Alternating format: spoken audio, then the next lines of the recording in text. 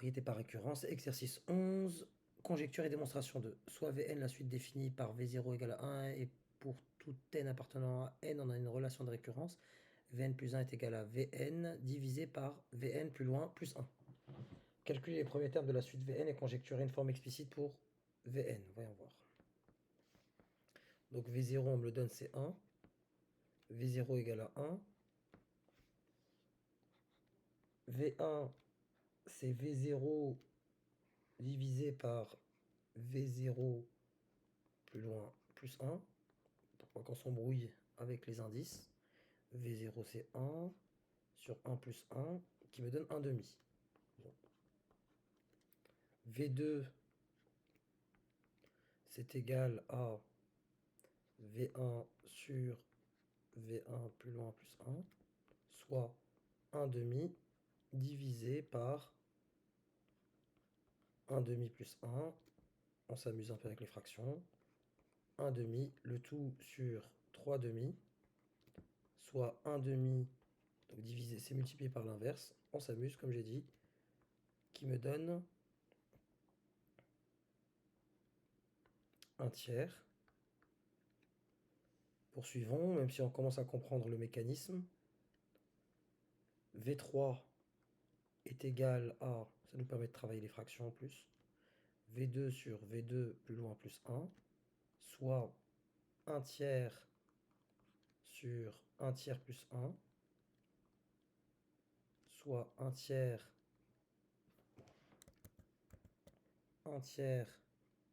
divisé par 4 tiers, qui me donne 1 quart. Donc on conjecture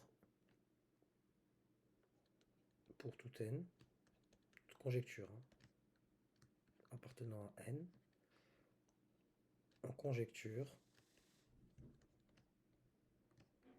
que Vn est égal à 1 sur n plus 1.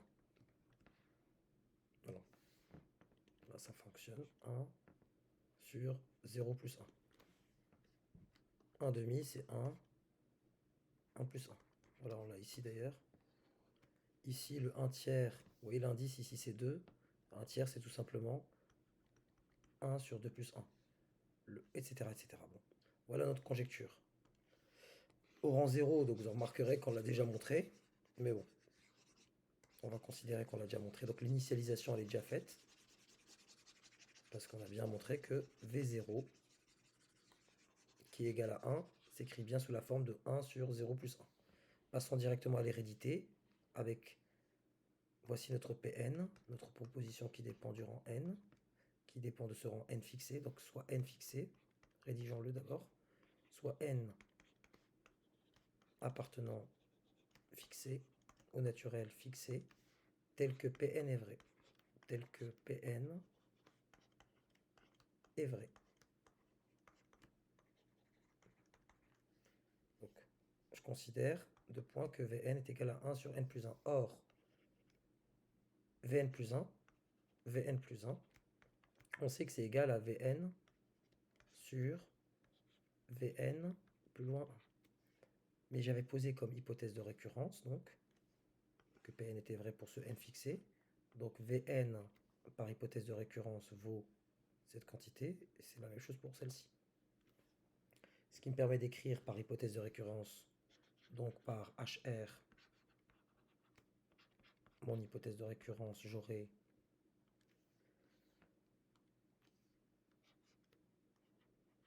Vn plus 1 est égal à 1 sur n plus 1, le tout sur 1 sur n plus 1 plus 1.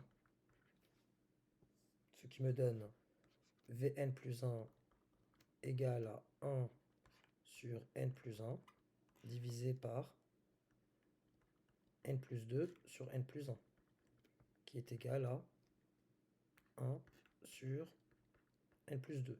Donc en supposant que Vn est égal à 1 sur n plus 1, ça implique que Vn plus 1, donc le rang d'après, donc mon n plus 1 est passé au rang d'après, c'est n plus 2. Donc Pn implique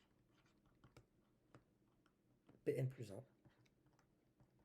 Et la conclusion est la vôtre.